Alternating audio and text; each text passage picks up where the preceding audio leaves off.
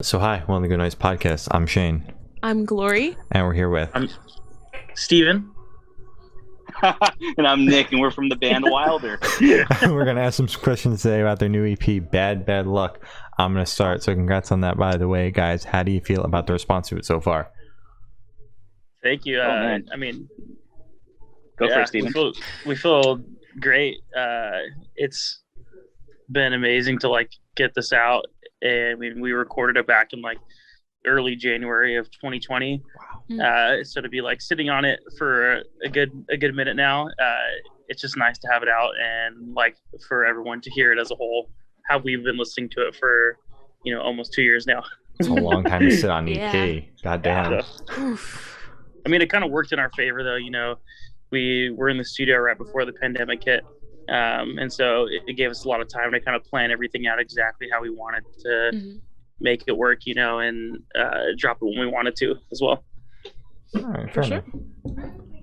enough. So is there any meaning behind the EP name or cover art?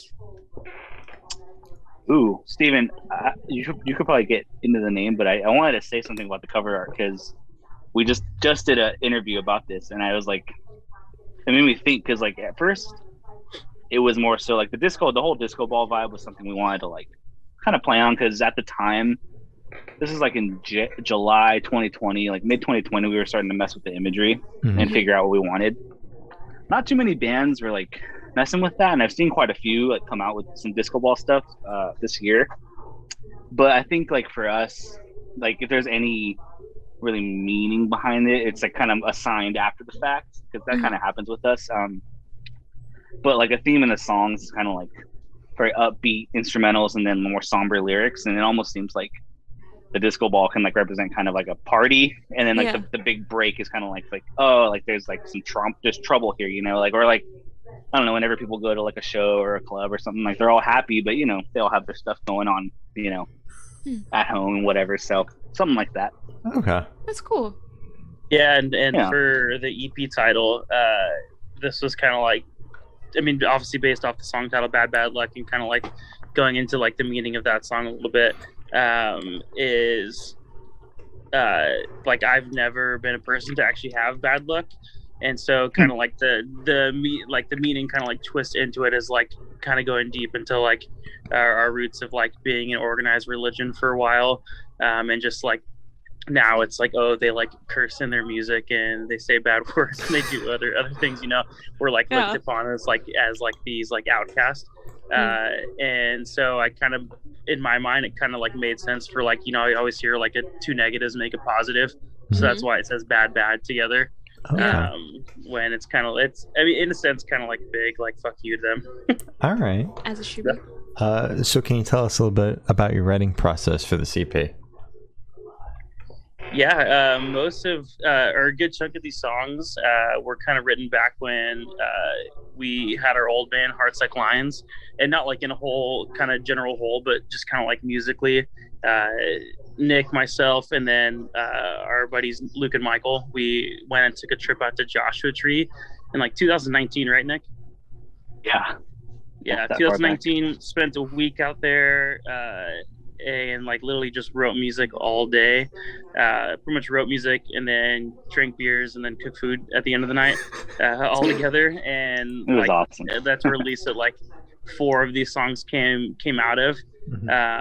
But the song "Oh No" is going to be the first song that Nick and I wrote together as Wilder, with Wilder in mind.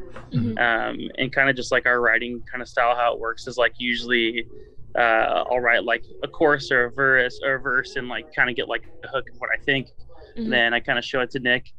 Nick kind of plays around. Nick also knows how to play guitar too as well, so him and I kind of work together on just chord structure, lyrically. Also I know how to play drums, but I'm not a drummer. So I'll kind of tell Nick in what drum beats I'm hearing in my head too as well. So it's a big collaborative effort. But then also we're very we work very well under pressure, and we'll literally write in the studio while we're there. which probably isn't always the best thing, but it turns out great. All right. It turns out pretty stressful sometimes, but especially when we're on a time crunch. So can you tell me where your headspace is at while you're creating this record? Ooh, I can go in on that. When we wrote the instrumentals, we were really trying to figure out how to like break out of the Christian music scene, honestly. Because at that point we were pretty like pigeonholed into it. Not the worship like super CCM music scene, more so like the, I don't know, Tooth and Nail, like Emery, like that whole world. And we really like had grown out of it by 2019 and really wanted to like get out, but like it was really hard because it's like, to do that you have to like undergo a huge transformation and like intentionally make a lot of moves if you want to keep the same band and do that, you know. Yeah. So for us, like that was kind of in the back of our minds the whole time. So when we decided to like just go with Wilder and just kind of scrap the old thing and start something brand new, it was really cool.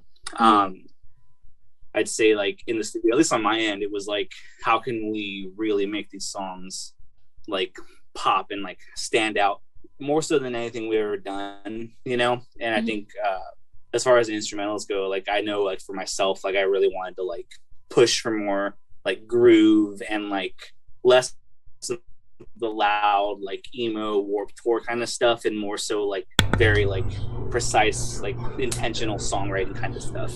And then Steven, I'm sure you had a lot of that on your end as well. Yeah, I mean, kind of just in that realm, trying to at least like when we were at least like writing during like when we were in the desert, there's a lot of like writer's block that happened like plenty of times where we just kind of like hit something where we're like, all right, we're stuck now. Where do we go from here? And then just like taking a bunch of breaks. And like, I think I like even coming from that time too, like we're like, Nick and I also work full time. So it's like, we're both kind of like juggling like full time, like also like family. I'm married and I have 2 kids. And so just like, there's so many times like where you like don't have the time that most other people have time to like put in effort, like to create music.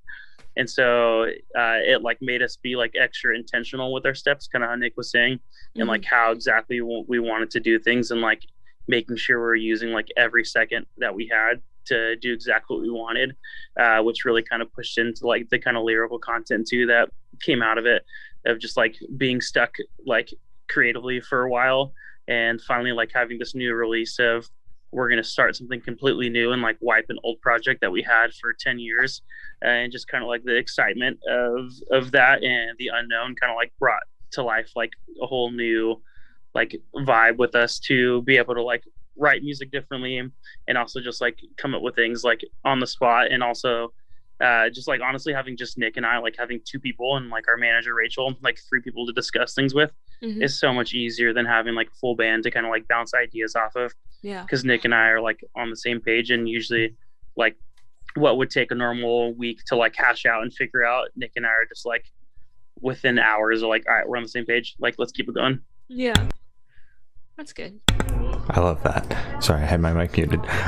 So how do you recommend your fans listen to the EP for the first time? In the car with friends, in the dark with headphones on? Is it a party album, workout EP? What is it? Oh man, I feel like it's kind of like all of the above. I mean, at least for me, the first way I loved hearing, like when we first got the masters, was like just blasting it in my earphones, like because there's just so many like other nuances that you hear that are like layered within it that normally like you wouldn't consider layered in like in indie rock or like punk rock kind of way. So I would say like definitely like first, all right, yeah, I don't know, because I mean like also it's like definitely one of those ones that you just kind of blast in your car. Like maybe for me at least, I'd recommend like blasting in your car with your friends, like having fun, but then like when you're ready to like dig into it a little deeper and experience it on a different level, like throw those headphones in. I don't know if you have anything else, Nick, you want to add to that? Yeah, no, I'd agree. Like, I know for myself, whenever I check out new music, if I'm around other people, I'm too distracted.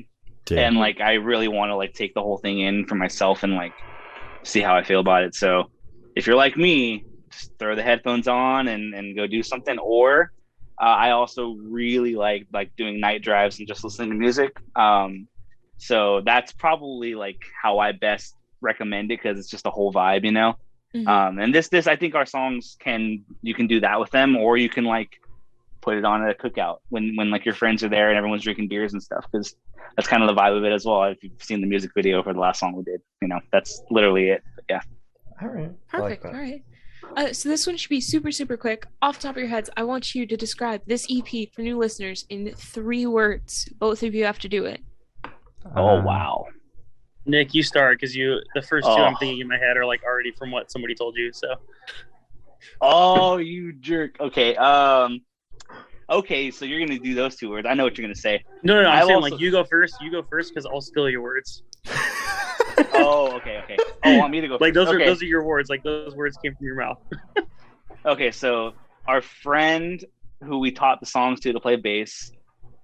Can I do 4 words? No, it has to be 3. We'll let you Okay, hyphen one of them. Yeah, you can hyphen one of them. All right. Dance-emo. That's 1 word. So dance Okay. emo. Dance Okay. emo.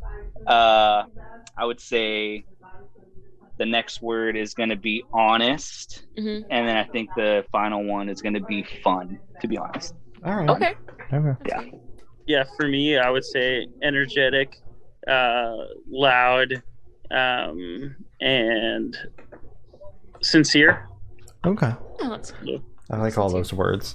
Mhm. So is there a certain feeling you want your listeners to have while going through the EP? I think kind of like what's kind of like been true to our songs, like even just like everything that Nick and I have like done together musically is like, I think like the beauty about music is it always like changes meanings. And to me, like even kind of going through it was fun, just like reading reviews about the EP and then just people like thinking what I was in thinking what headspace I was in, like while I was writing these songs, like and reading them and be like, this is not even like hitting it on the mark.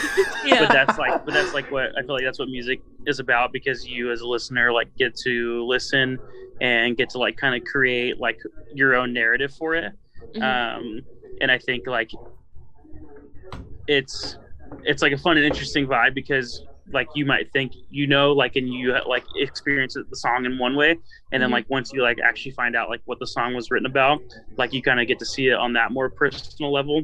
Yeah. But then even me myself, like I remember writing all of the like behind the scenes for the songs and what they're about, and then like months later like listening to them again, I'm like, whoa, this is like hitting way different right now.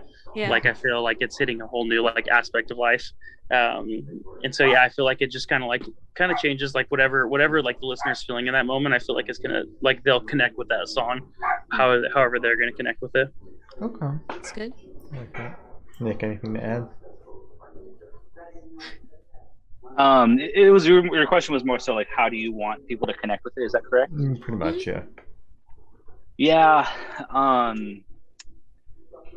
I like when people can come up with their own interpretation of songs. Like there's certain songs that are like really about something, like a lot of punk songs and like political songs, but like for ours, you know, they definitely have meaning for us and like what we wrote them about, subject matter wise. But I know that kind of like to say what, or I could kind of go off what Steven said, like they do change meaning after a while. Mm-hmm. Like if you're in a different place in life, it's going to mean something different to you, you know, and that's kind of the beauty of it. It evolves, you know. Mm-hmm. But I think I would want people to just have it be almost an escape, you know, like that's a huge part of art for me, is like going somewhere else, you know, like having the freedom to experience something that takes you out of like your day-to-day, whatever you got going on, and then you can go back to that, you know. But art always can take you away from that. So good answers. So by listening to this EP, what band or artist influence pops out the most to you two? Ooh. Man, I think for me, there's 2 LA bands that we really like and listen to a lot. One's called Bad Sons and one's called Honey. Mm-hmm. And they're actually like, I think they know each other. And then they're kind of like, it's kind of this LA like indie pop kind of sound. Honey's more like upbeat and a little more punky, and Bad Sons is like more in like the pop realm. Mhm. But like for me at least, I think the way I played my drum beats and the way that I tried to like shape the instrumentals was like influenced by that for sure. All right. We cover Honey every single time they put out a new single. do. So Oh, that is we like amazing. them over here. Yes. We do. Oh hell yeah! Where are you guys from, by the way? I'm in Jersey. I'm in Virginia. Mm-hmm. So East Coast. Yeah. Steven, anything to Sorry? add? Or do you agree? Yeah, it's funny because it's hard to like hear them kind of separately. Like when we had written these songs, like I think we had like titled them with like the bands that like we kind of like almost like ripped the genre off of. And so like for instance, like See Through, like for me at least, like has a huge like Jimmy Eat World vibe. Like Bite My Tongue has like at least like that kind of like ending of it, like definitely for me like has a huge like 21 Pilots kind of vibe. Bad Luck, like Bad Sons, kind of like Nick kind of hit on that. I feel like for Hang Up it's like a whole completely kind of like for Hang Up and Oh No, I feel like those are our like that's us, like that's Wilder. Like it's even hard to like put us in our own like genre or like whatever we would fall into. Mhm. But at least for me, those are like ones at least where I listen to, and I don't really hear like any other band like except us, because I feel like somehow we've got to like create this like unique kind of vibe for us, and I still don't really even know what to call it or know where it fits anywhere, to be honest. But yeah, that's those are my answers for that. All right. So what is your favorite memory that you guys made while creating this record? Ooh. Okay, the studio we recorded in, it's called Barefoot Studios or Barefoot Recording Studios. It was in Hollywood, but it's like legendary. Like Stevie Wonder recorded there. Oh my god. Queens of the Stone Age recorded songs for the deaf there. I think they had Dave Grohl's snare drum there, and it was like so like, I'm sure he owns a million of them, but I got to use one of them on the song. Oh, that's so Hang Up. cool. Yeah, if you listen to Hang Up, you know it's like a production thing, but like you can hear the snare sounds a little different than the rest of the record. Mm-hmm. It's like really huge and like bah. And I love the way that sounds. And it was just like this massive like snare drum made out of brass, and like it belonged to Dave Grohl, and that was like super cool for me. Hell yeah, That's love really that. cool. Yeah, you like what the All American Rejects film, like or they recorded their, what was it, like what's the song, Hope He Gives You Hell? Oh, Gives You Hell, yeah. Oh, it's- Yeah, they did all that Banger. there. Like Taking Back Sunday recorded Louder Now there and most of their records.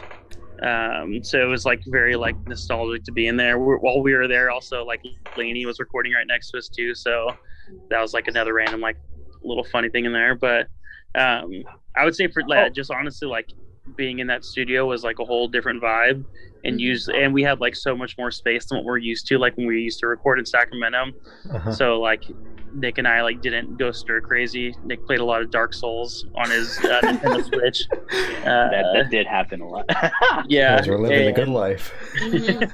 we really were. That was like a vacation where you're like working 16, like not 16, like 14 hours a day, 12 hours a day. Jesus. Yeah. But you know, yeah. Living it up in yeah, Hollywood. we just got to like create like a whole different way than we're used to.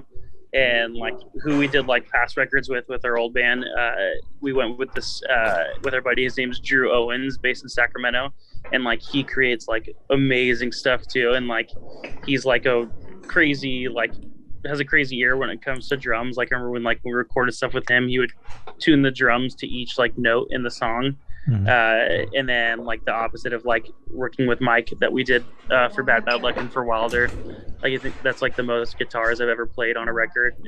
Played like 3 or 4 different guitars on each song. God damn. And so just like walking through those moments and like doing something that was completely like out of the normal for us was just a fun experience, and helped us like not go stir crazy in one place. All right. Yeah. All right. So for these last couple questions, we're actually going to shift away from music, if that's okay with you guys. Yeah, cool. Sick. So we're going to go straight to death row. Boom. So if you're on death row, what would your last meal be with a drink?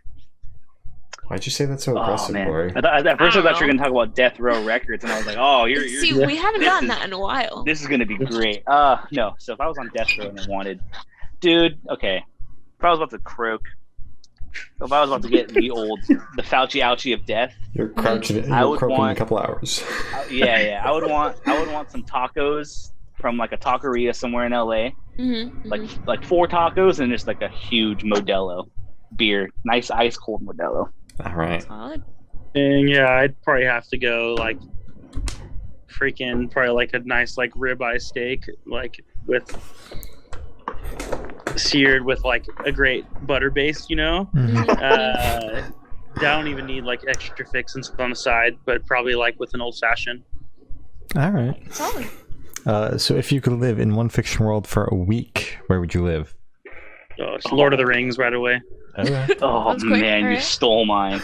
Yeah, I mean, we can live You together. guys can live together. And, have a band. Yeah. Like we can fucking play in Mordor, you know. Mm-hmm. Dude, it's on that. I really want to see the fantasy genre like incorporate more of like a live show aspect almost in it. Like I don't know, like they all roll up to a pub and they're like all rocking out in like the basement and they're playing like old instruments or something. I don't know. Someone's got to write it. That'd be cool. Lord of the Rings for Could be sure. you. Yeah. I mean, that like could the be like you. the Hobbit. Hey, The Hobbit kind of hit on you're that. giving a me little bit. ideas. Well, you know how like in Lord of the Rings, Merry and Pippin are on the table like singing, and they're like Oh, they're yeah. with the beer, like, but that times like an actual concert where like but it's all indoor and everyone's like in their like medieval outfits Yeah. and everyone's like getting drunk and singing. That'd be so sick. That'd be Oh my pretty cool. gosh. That'd be cool. I mean, you guys could make it mandatory for your shows that you have to dress like you're straight out of the 1700s. Oh, there we go. Yeah. Yeah. You can't come in. Yeah. Like, just for, like, Yeah. one show. Because I don't know how that would go over on, like, a tour. But Yeah. maybe just, like, a hometown Wow. show, you know? Exactly. For, like, Yeah. Halloween or something. Yeah. Yeah, I mean, we could do like a Lord of the Rings tour. It's like join Wilder on their quest to Mordor, like to destroy. So, that'd be so cool. And then once we go to Mordor, we just quit the band and stop. Yeah, That's so sick. Call it quits. They don't know it's our farewell tour. Exactly. Right, Oh god. Horrible. Nick, do you have a specific world that you would like to live in?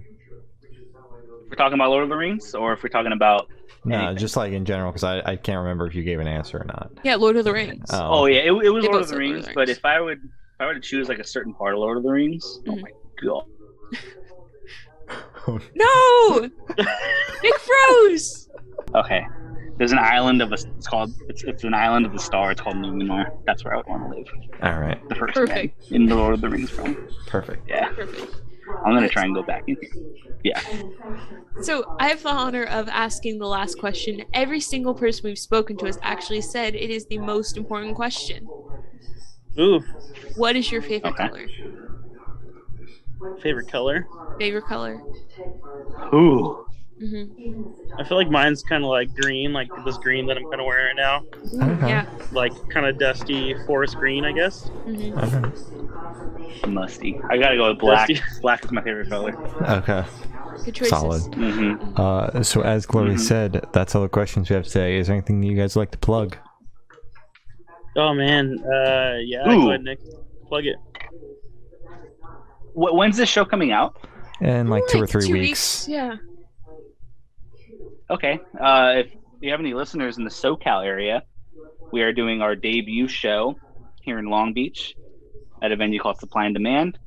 Tickets are on sale now. It's only $10 to get in, and it's limited capacity. It's like only 150, so get them while it's hot. All right.